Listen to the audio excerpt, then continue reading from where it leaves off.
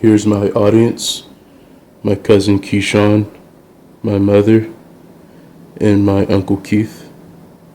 Hello, my name is Corey Hunt, and I'm going to be talking about the Homestead Strike, which was an event that took place in the life of a businessman known as Andrew Carnegie.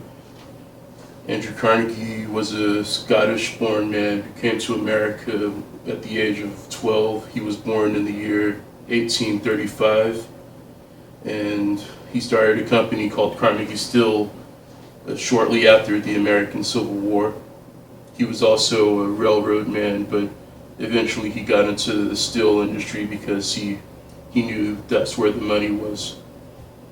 And so by the year 1890, he was the richest man in the world. He was worth about, hundreds of millions of dollars. In today's money, he would be a billionaire. And so, about the Homestead Strike, Carnegie was known for having low prices in the steel industry.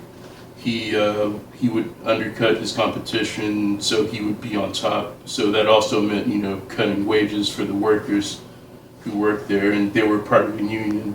And unions were pretty new back in those days, so he wasn't too, keen on working with them. Like, Carnegie did work with him, but he knew he had to keep the prices low, so he decided to hire a man by the name of Henry Frick.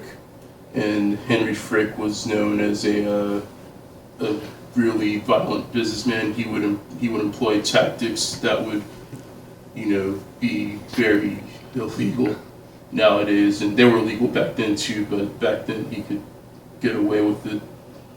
So the workers, they had to work, really hard for low pay already.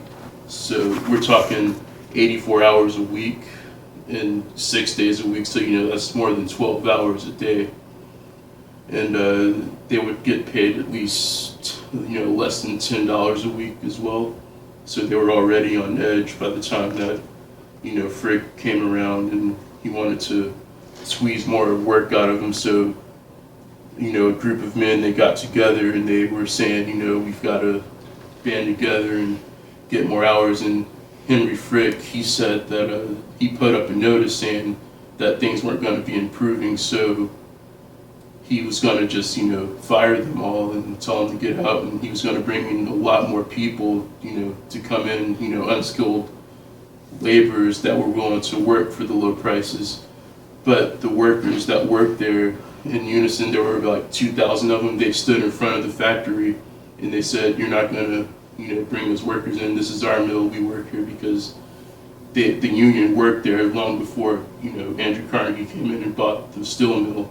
So in their minds, that they owned the mill, it was theirs.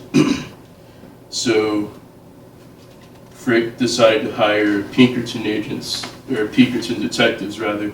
Now the Pinkerton detectives, they were lawmen basically, but at this point they were basically hired guns. They were mercenaries. So if you had the money, you could hire them, and Frick, he had a lot of money, so he hired them. The Pinkerton detectives came there with their rifles, and Frick, he thought he could show, a little muscle, intimidate them into leaving, but the workers, they stood in unison and they said, "No, we're not going to leave." And then one worker decided to throw a rock at one of the agents. He gets hit, and then his gun goes off, and so that sends everybody into a panic, and all of the detectives start firing their guns at the workers.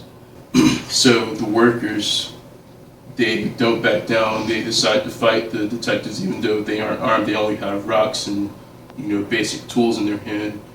And by the time the fighting was done, at least 9 workers were dead and countless more were just severely injured.